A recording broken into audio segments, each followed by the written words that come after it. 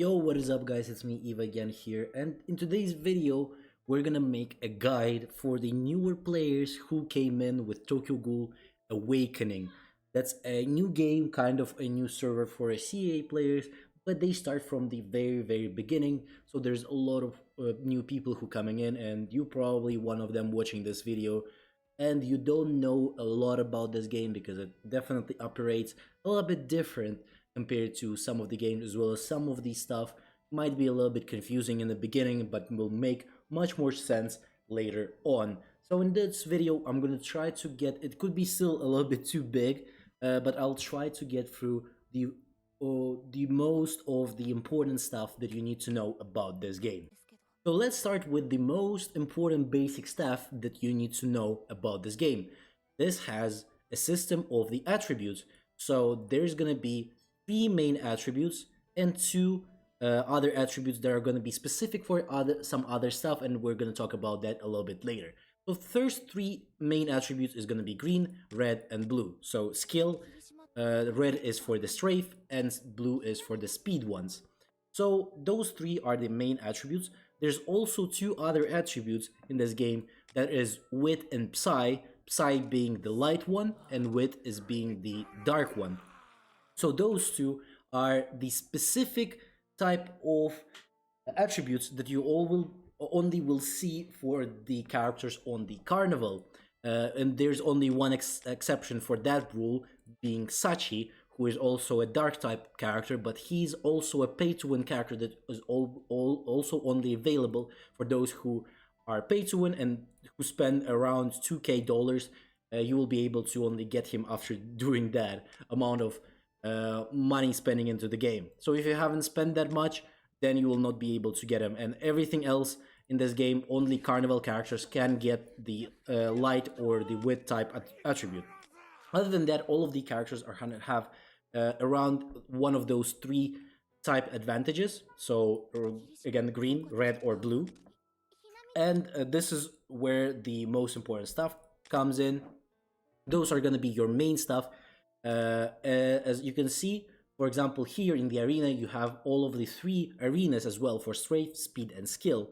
All of those arenas also operate where you can only use the specific type attribute characters, and for example, as well as types with the type neutral, as you could call these psi and wit, because they're only affected by the other their opposite one. For example, wit is affected only by psi, and psi is only affected by wit, as they're like being opposite attributes for each other and having like vulnerability for each other's attribute.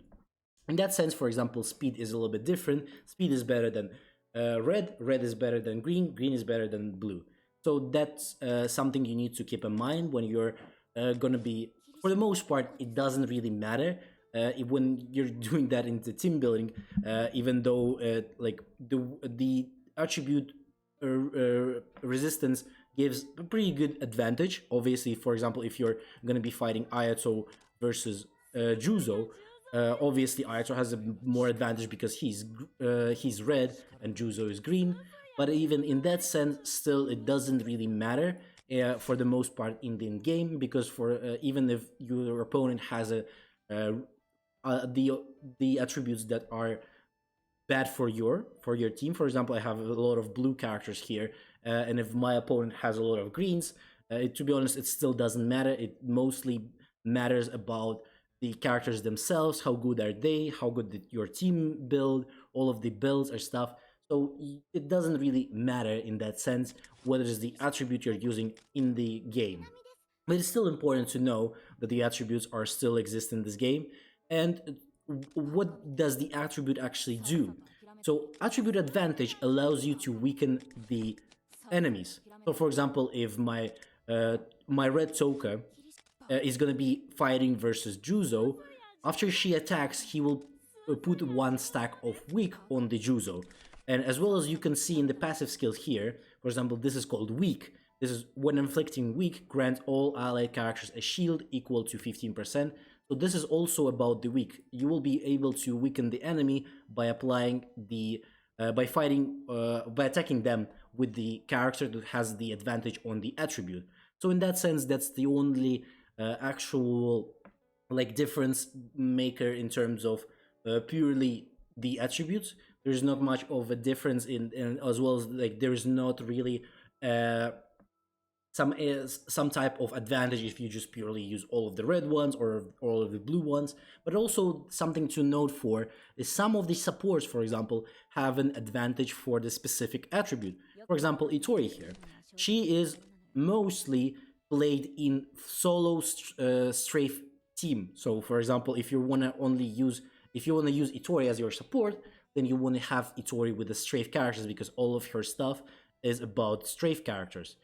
So in that sense, she, for example, is played with red Arima plus red Ayato and someone else in that team, or maybe like two Arimas plus red Ayato. But again, for the most part, not she's not played much anymore. Again, because that team is a little bit lackluster compared to full-on teams that are built for specific orgs. Another thing that you need to know about is characters having attacks here. This is the orgs for the characters. So in general, there's only 3 orgs in this game. As you can see here, CCG, Anteku, Aogiri, and Don't Org. So out of all of them, all different characters have different orgs. Even though in like sometimes it doesn't really matter what are they on the story, but for the most part, they try to put them the same as they were in story, and as well as how they look based on the looks. You'll probably understand that they're CCG or Anteku or No Org or the Aogiri character. So in that sense, it doesn't really matter if you put the characters with the same tags in the team. In the beginning of the game, it doesn't matter at all for you because you just don't have enough characters to make a full team out of them. So in the beginning of the game, don't think about the composition. Just play whatever characters you have the strongest in your main team, and it's gonna be like much later you'll actually need to think about it. But for now, it doesn't matter. So in terms of like, for example, here Anteku, the only difference between end game and the early game, why I'm saying that you don't really need to care about that, because for early game characters, they don't have much of an advantage when it comes to the passives of the characters. For example, here on Kina, she really likes Anteku characters being on the field, as well as having the full Anteku, as you can see here in the team. All of that is all about having your team based around Anteku. As well as the same goes for let's say Red Toka here. Also really likes having Anteku on your side, as you can see here. All of that is about having the characters from the same org. Same goes not only for them, but also for the Aogiri. For example, Tatara in that sense. He also enjoys being in the full Aogiri team. As you can see here, maybe not in everything, but at least there's a lot of stuff that he gives for specifically only for Aogiri. And in that sense, if you put him into the other teams, for example, like in Anteku, and you're using Tatara in Anteku, then it just he loses a lot of value. Same goes for example, like Combat Kaneki, who's a backup character. He also likes your characters to be Aogiri here, as well as Aogiri here. All of that is around Aogiri. So it's only will be happening for you when once you're gonna get to mid game and further than that. Probably that's where you will be able to get those characters. And until that, don't really think about the compositions. It doesn't matter.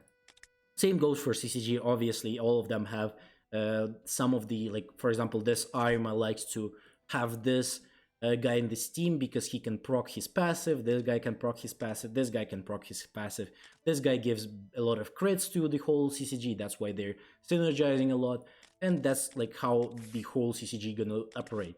So in that sense also, we might take a look at how the end game builds for the whole teams look like. For now, at the moment of this video, this is the characters that are out right now. So this is how the CCG is gonna look like. This is how the Aogiri is gonna look like. And just you could also change Sen for the Jason. There's like obviously there's in each team you can be changing stuff up a little bit, like comparing different teams. It just depends on your play style of the game, as well as on how you want to, if you want to get more CP or you want to get more other stuff. Is going to change a lot.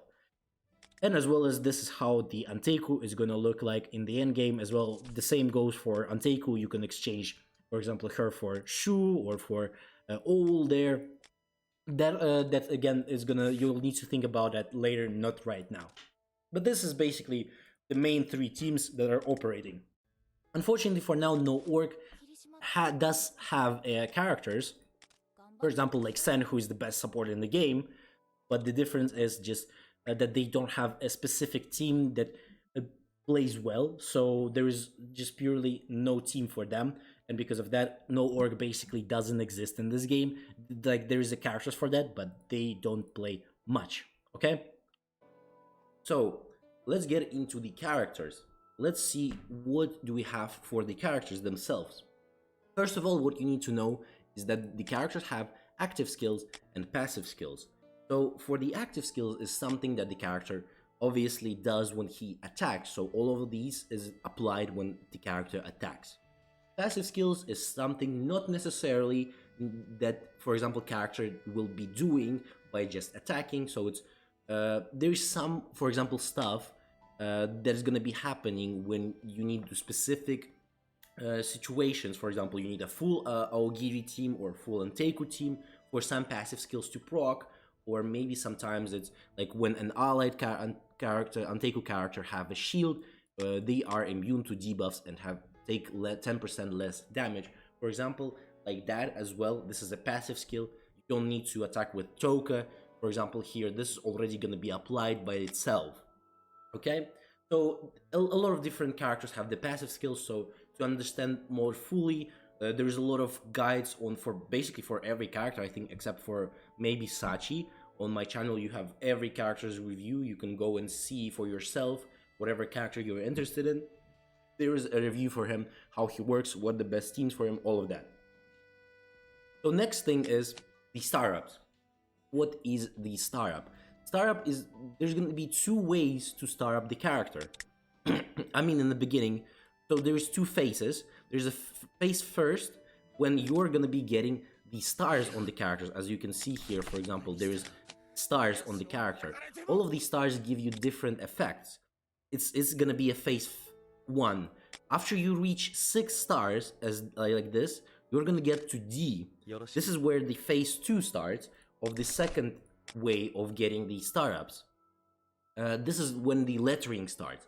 After D, it's gonna go up all the way to triple S. So it's gonna start with D, D minus, D plus, C minus, C, C plus, all of that stuff.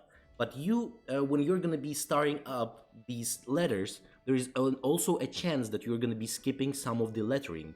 So for example, if you're on D right now, the next time you start up this guy, he could jump all the way to C minus, so like missing D plus. So it sometimes happens.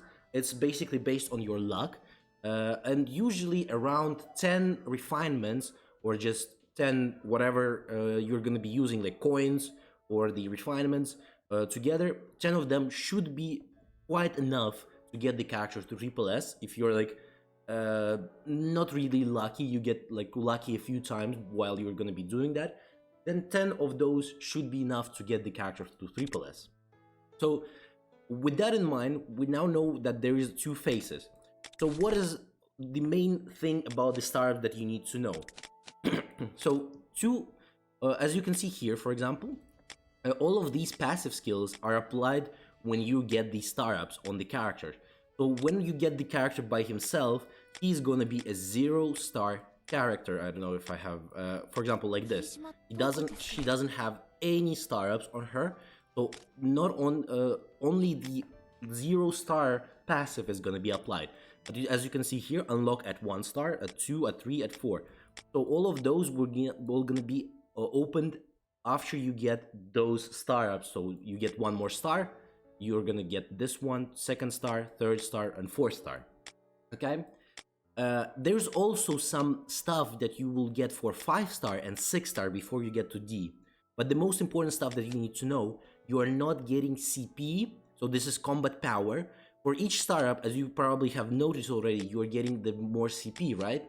But after you get to D, higher than D up to triple S, on this on the phase 2, you're not gonna be getting any CP from starting up. So those buffs are just purely for like quality of life, basically. It doesn't mean that they're bad. Characters that have all of these, there's a lot of buffs here, like all of them do different stuff, as you can see here. For example, in PvP, reduce your damage taken by 5%.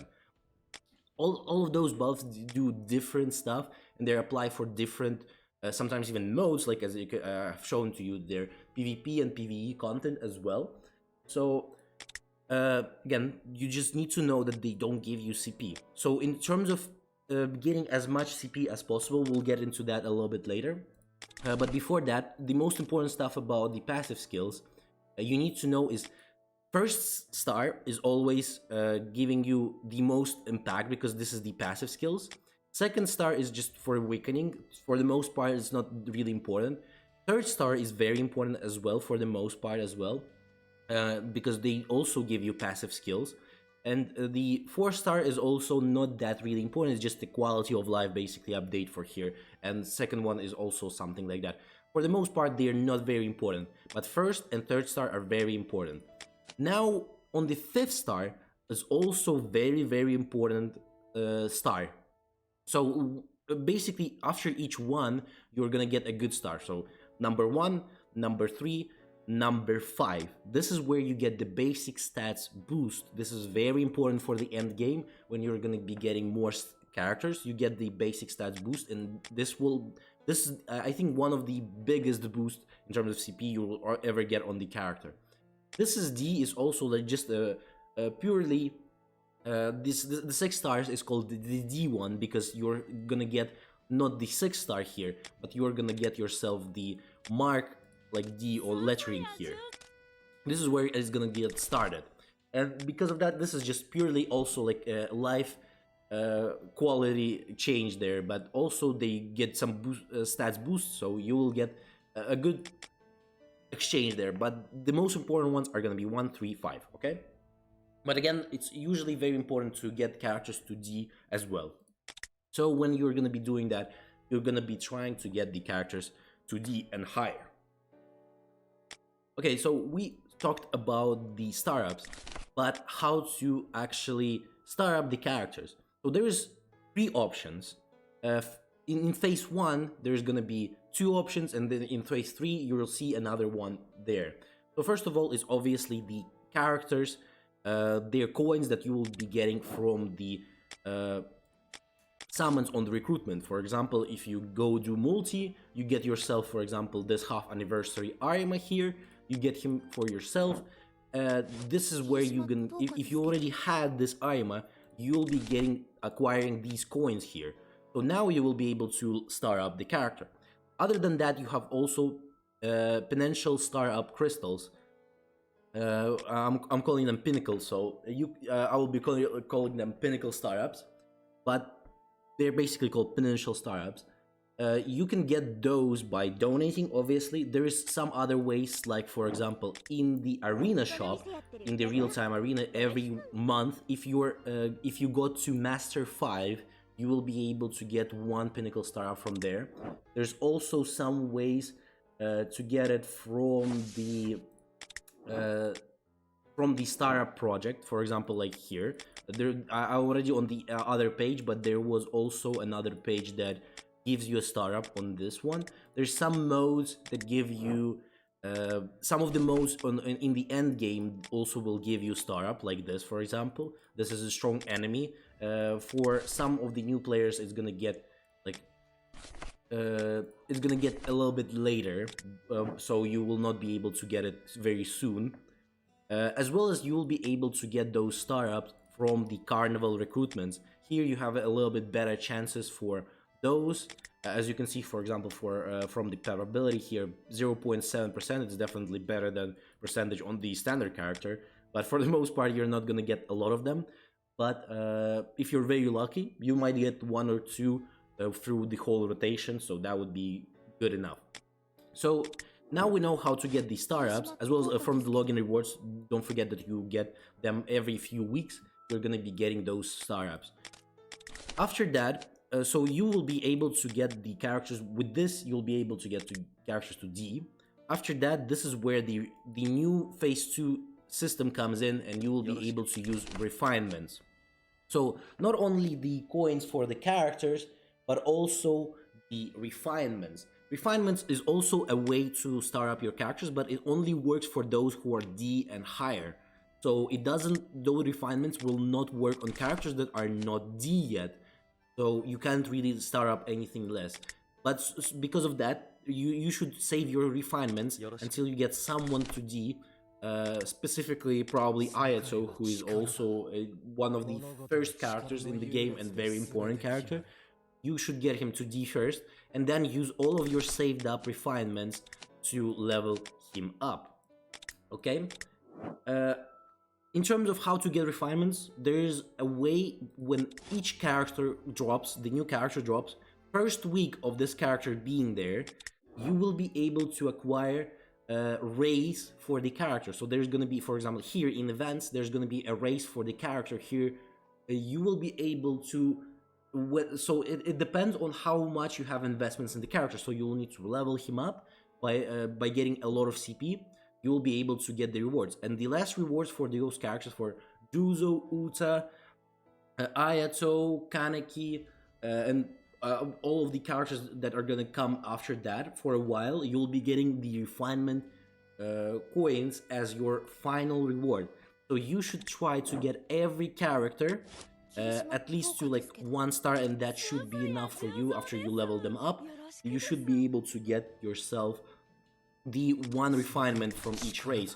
And so after a while, you'll have a lot of those saved. So as a free-to-play, you should be easily able to get 1 or a few characters to triple S. So I'm a free-to-play, and I got the as my first character that got through triple S was Ayato. Again, I made maybe a little bit more of a mistake. I shouldn't have. I was going for a lot of characters. Because of that, I have, as you can see, I don't have many of them on triple S, because I was going for a lot of different characters, and because of that I didn't have much saved for a single one. But you should be focusing on some characters that are gonna be worth for you in the long-term run. So let's go to a little bit more into all of that stuff. Now is the RC cells. There's a full guide on the RC cells on my channel already. I'm gonna put the link again in the description. You can go and see that for yourself, so I'm not gonna go too crazy on this whole thing. But for the most part, there is Assault 1, there is Bulwark, and there is a Regeneration. So basically attack, defense, HP. All of those have different type of stats. So attack usually focuses on the attack stats, the defense only on defense, and HP on the HP stats. But the best RC cells that you can get are gonna be available for you in the auctions here, for example.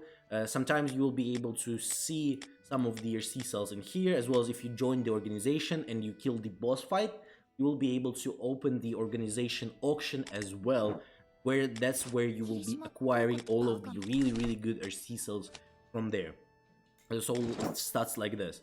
For the most part, randomly you'll be getting something like this, and this is definitely not good. So you should be trying to get those RC cells with all 4 of them being red, as well as having the strafe bonus for your character. So for example, if your character is red, you definitely want to have the red RC cell on them with the strafe attribute. If your character is green, you want to have the green attribute on them bonus, as well as the stats for them being really good. Okay. So with that in mind, the most important that you need to know, in the auction there's not going to be a lot of different options for you. So for example, in terms of strafe RC cells, for the most part there's only one option is going to be like something like this, so attack and crit. For the option of the defense is going to be defense like this. For the option of HP, obviously these HP ones. So there's not a lot of options there. Like, they're not gonna be just pure random stats all the time. Like, so for example, you will not only in auction you will not see, for example, an attacking RC cell here with defensive related stats. At least for now, they didn't implement something like that. Maybe in future, if you're watching this from a long time at this point, and they actually implemented that. I don't know about that. Then you can go, and then you'll be needing to actually invest and look into characters to know what the HC cell you will actually need for them, more importantly, other than the others. So in that sense, this is where the whole thing gonna work out. This is when you get a lot of CP from just purely putting all of them. Another important stuff is to know that the rating is very important as well. The more rating, the more basically this attack stat or defense stat is gonna be there, as you can see. It's also very important, but sometimes, again, if you're new to the game, sometimes stats is also more important, as well as the attack bonus is a little bit more important than this final like buff that they give, the buff stats for the main stat here. So sometimes, for example, you'll have a really good HC cell, but the rating is going to be like 1898, and it's still pretty okay-ish for a while. So you could use it for a while to maybe not focus on the getting the 100 HC cells if you have another character you really need to build for now, for example. So in that sense, you could still run that 98 rating, but again, definitely recommend getting the best auction HC cells out there. Next thing about HC cells is the modify option, as well as the startup abilities. So after you get the HC cell, it's gonna look like this. You will be able to modify it by using promoters. Promoters are available for you in different modes. There's a lot of modes that you can get them from, as well as you can also exchange them for the limit in the limit crystal shop here. Okay, so for that you will be getting and modifying the RC cell, and with that you will be getting yourself a random modification on the RC cell, like this. For example, attack related stats boost, one RC cell modification. This gives me 3% for the first 2 turns of the battle.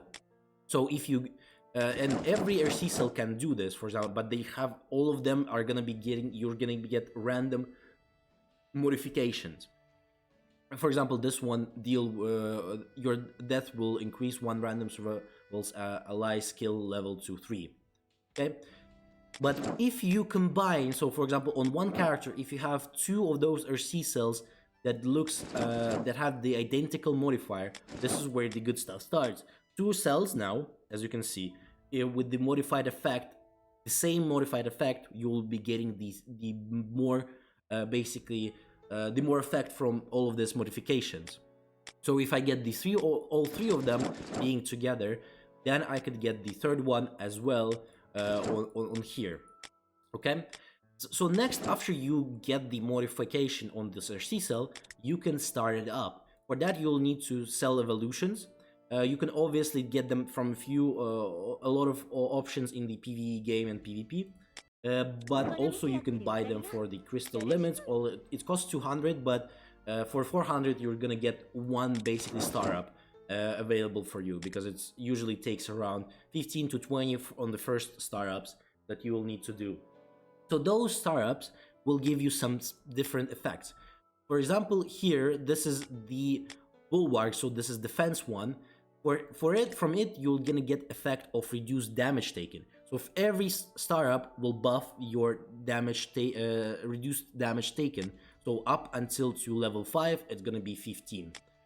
So for example, for assault, you're gonna get the star up for the increased damage yield, okay? And for the HP, you're gonna get both, actually. You're gonna get the damage increase and the reduction, both of them increased up to 10% and 10%. So for example, if you have something like this, when it's full starred up RC cell, you will be able to get the full level 5 increased damage deal there, for example. In that sense, it's not that hard to level up the RC cell. So my tip for you would be focus on getting full sets for each attribute first. So for example, 1 blue, 1 red, and 1 green, as well as 1 psi and 1 wit.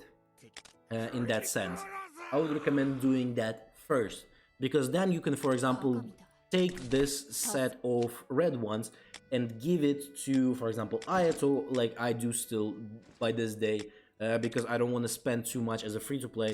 It's too much to spend on getting RC cells for everyone. So now this Ayato has the full red set for me, and you can just switch them back and forth when you need the specific character to work there, okay?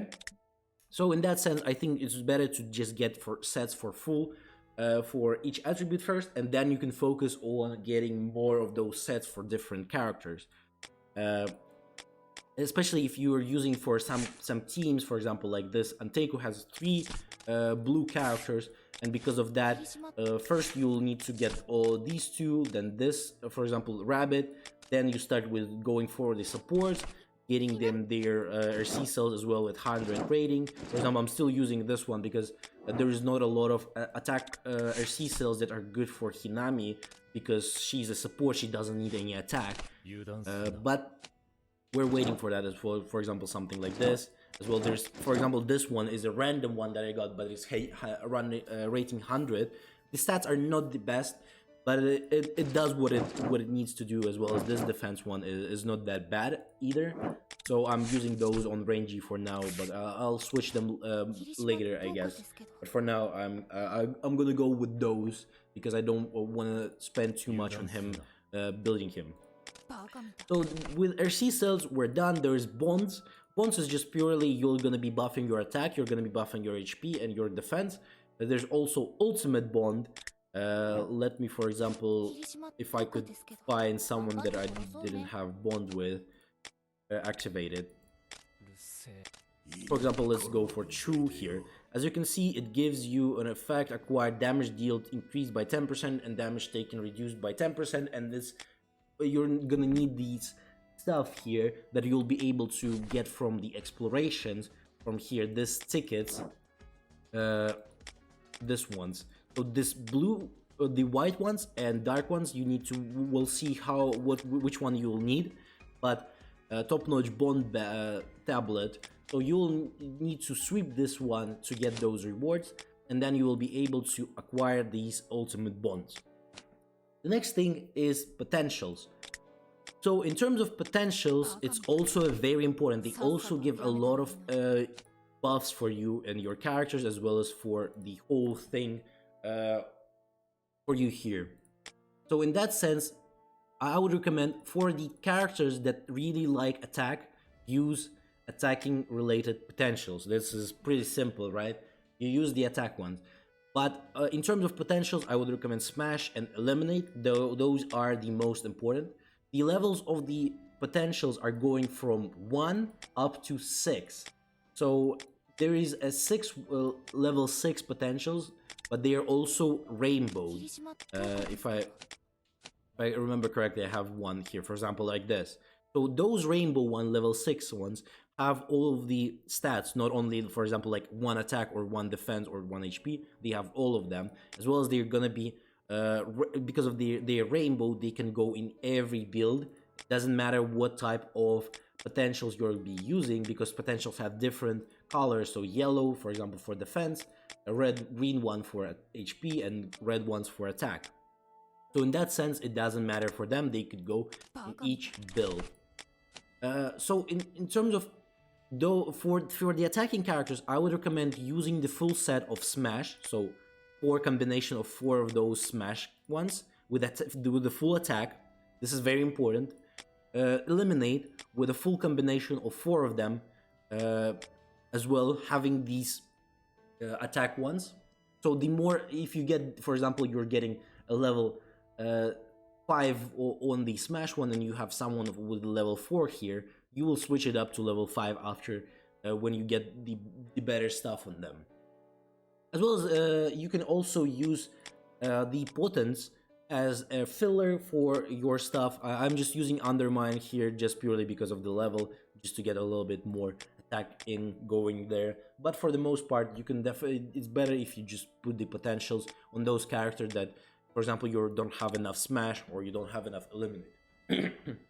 For the support characters, I would recommend going for the Potent, Eliminate, as well as Undermine.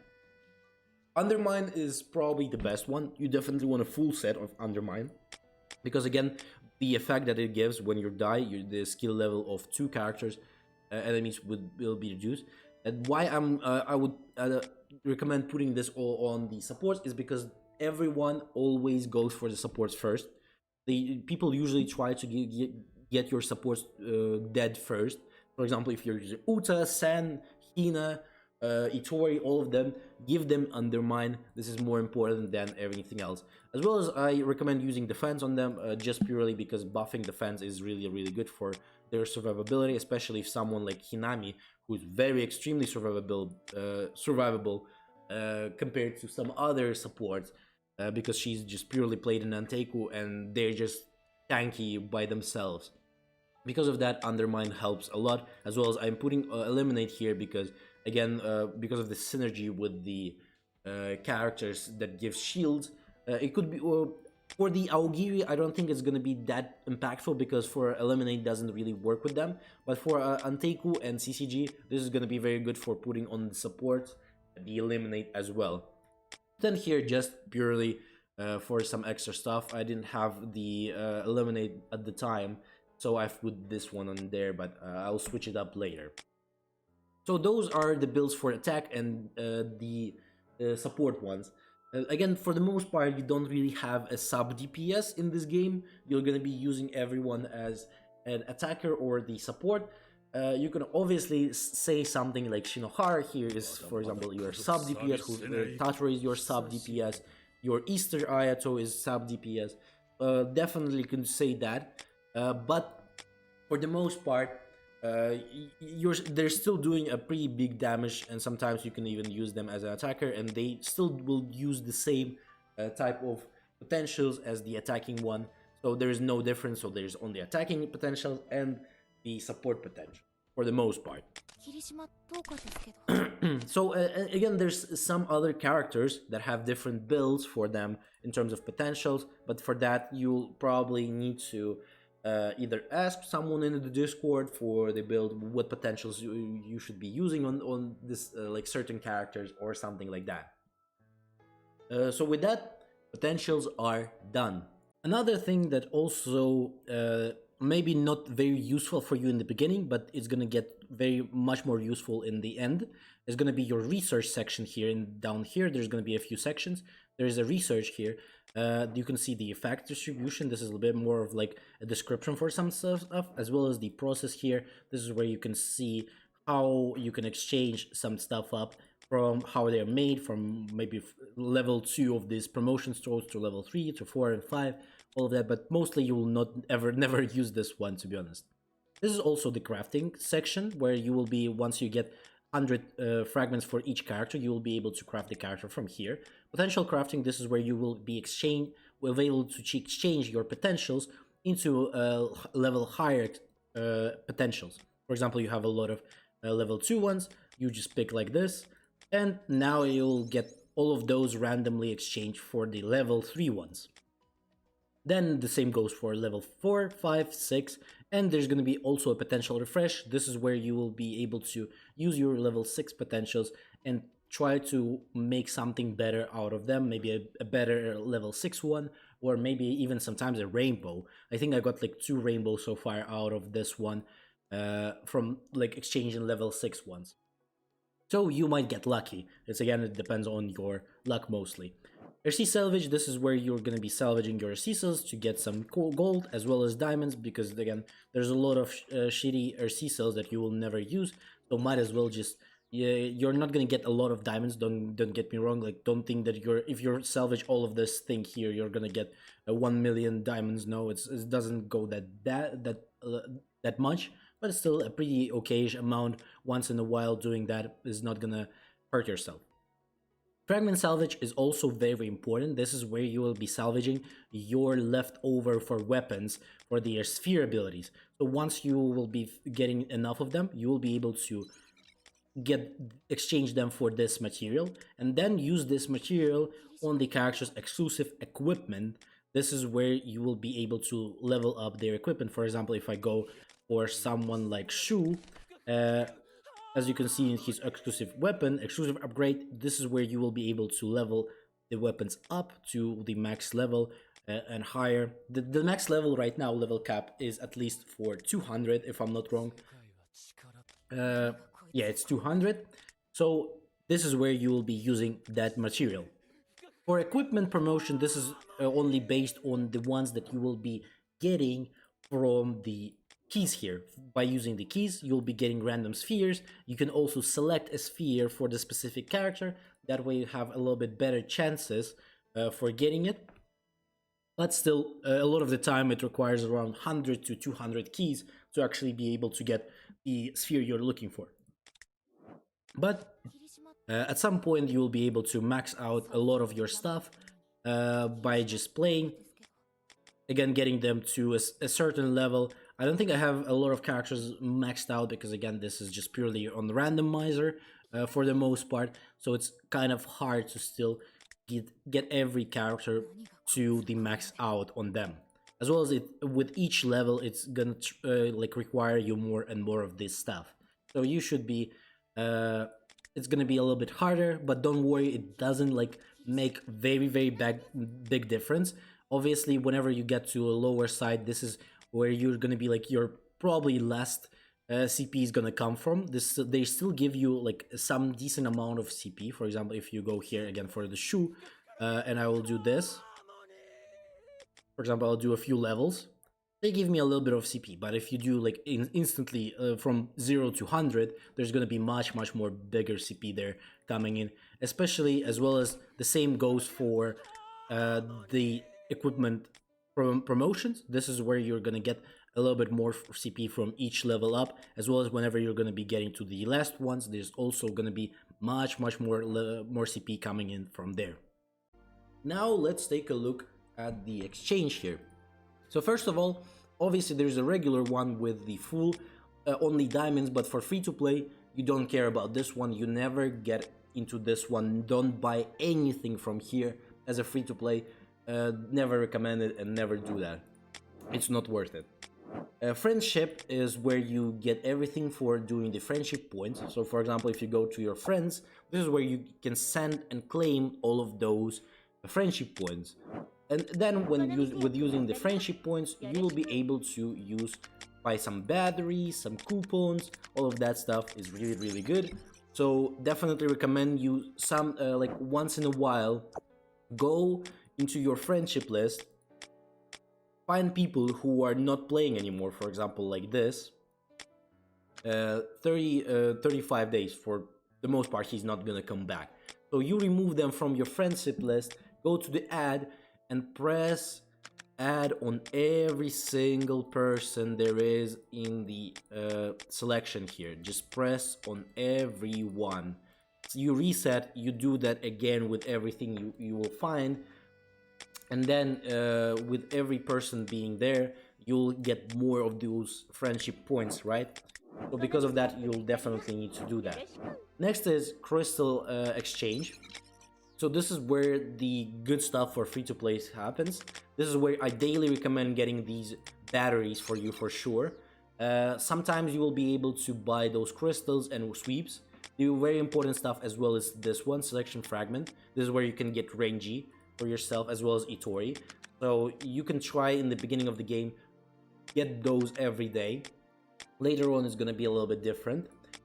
Also, you'll have an SSR character selector exchange. This is where you will be able to get, for example, for now, you will not be able to have everyone here, but after some time, you'll be able to exchange those characters. For example, you will need to exchange 8 random characters. So, for example, 8 standard characters, as you can see here, each for one copy of a character that you want.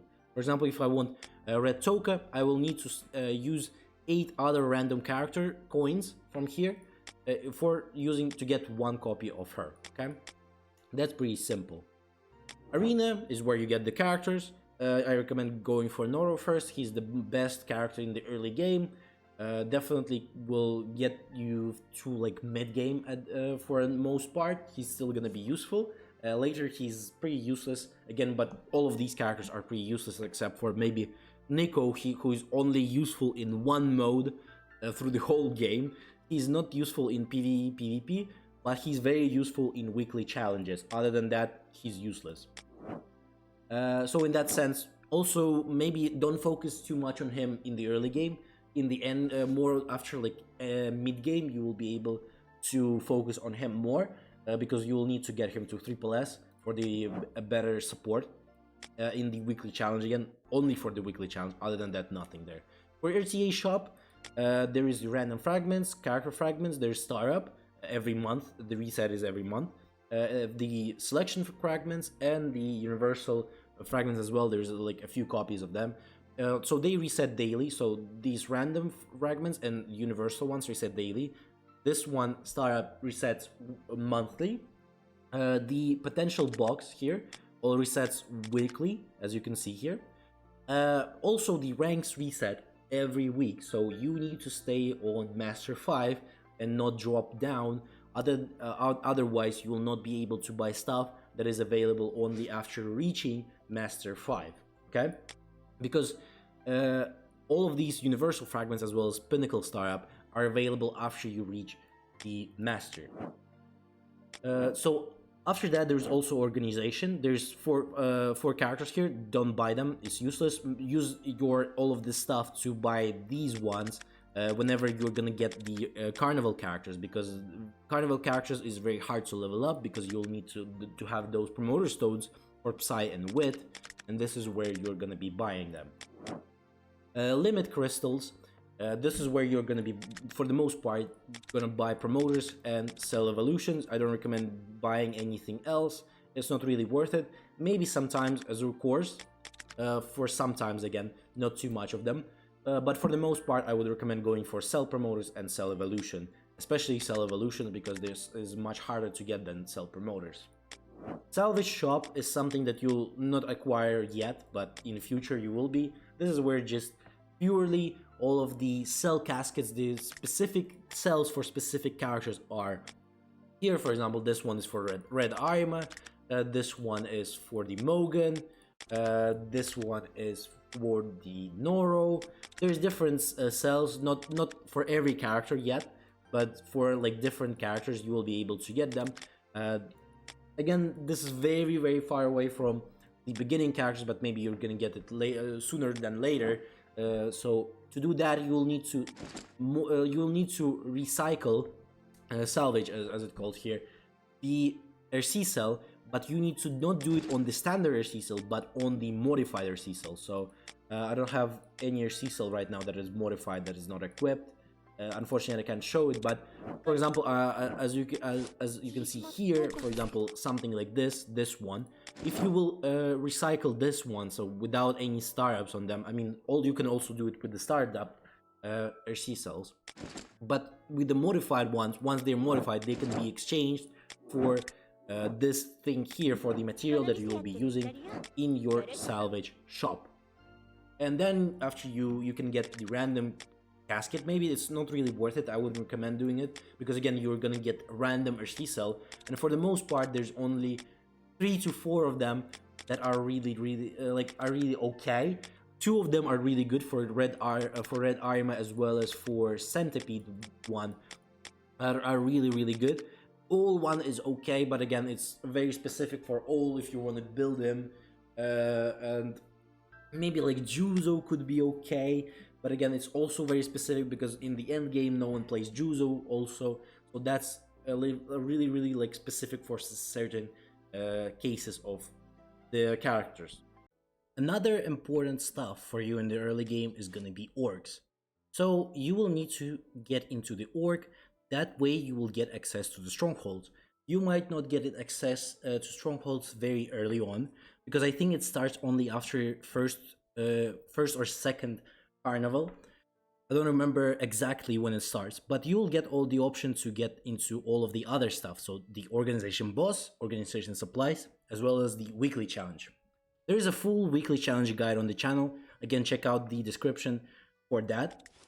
In terms of organization supplies, this is just for the purely making the missions here, the daily mission there, as well as weekly mission here. Submit the organization order. only for that. This is used differently. There's not much of an other use in this here. Organization boss is where you will be fighting yourselves bosses, and after you defeat it, this is where you will get yourself the auction open when you can buy the RC cells. After you also defeat the boss, as you can see here, for example, you'll get this one. This is the bonus phases, where you will be able to put your teams out for fights like this. All of your org will be able to do that, and after they complete enough points from for finalizing this one, you will get all of these rewards from here. There's some diamonds, there's some just purely materials for like bones, all of that stuff, for weapons, all of the stuff like that is available for here. Again, you will be able to get them once you finalize them, but this is very easy. You will understand it by yourself. Also, there is an organization exchange. This is where you will be able to get the characters, as I've showed previously. This is all of the most important stuff. Again, as well as there's members, auction houses you can get from here. All of that is in the org. So this is very important. Stronghold is going to be a little bit later. I'm going to do a guide for the full stronghold about that one a little bit later. So we could take a look, because again, it's only available once a week for like a few hours, for like 6 hours a day. So on there you will be able to get yourself carnival tickets, some diamonds, cell evolutions, all of that stuff. As for example, you can see here, you'll be able to get some of those rewards, as well as these just the standard tickets for playing the stronghold. And that's a very good way to get some extra tickets, as well as some extra rewards for your summons.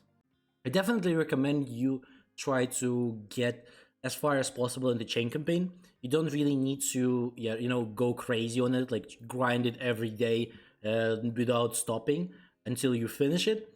But at least try to get as far as possible, because after you reach certain levels, this is where you're gonna be opening some stuff like wishing sign in. So there's, for example, if you go into wishing sign in, you'll see that there's gonna be a specific ways to open one or another of these sections here. For example, to get these diamonds, I think you need to be on 160 level of the chain campaign. So this is a very efficient way for you to grind it and get some good stuff. Especially wishing list is very important for you early on. So try to get it as far as possible, at least to 160 early on.